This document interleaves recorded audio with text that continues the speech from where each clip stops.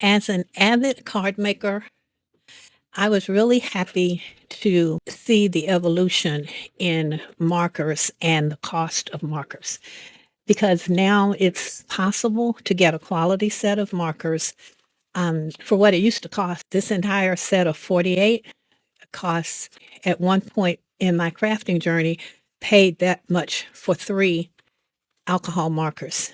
So the markers have become more accessible to crafters, and I think that's a good thing. And I think this set is a good example of a economical, as I don't like to call things inexpensive since not much is inexpensive these days, but these are reasonably priced and they give you good quality.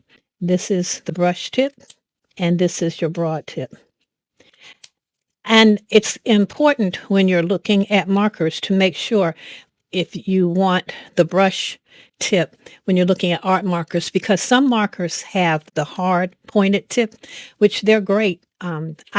I work better with the brush tip. So these are actually have the brush tip.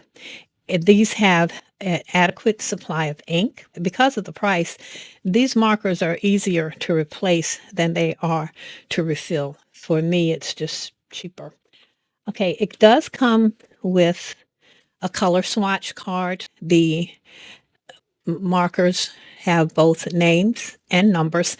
And the beautiful thing about this is once you get them swatched and you have the names and the numbers, if you're like me and you have multiple marker sets, you can always look at these markers and coordinate them with other colors that you may already have. So it also makes your color blending easier. It will help your creative process flow smoother. If you are coloring on thin paper, also included is a blotter sheet, and you can place this between your sheets, and that will prevent the marker from bleeding through to the page below. If you are a beginner, this set has pretty much all the colors you will need to get started, and it also includes your colorless blender, which is always going to be 0 in all sets.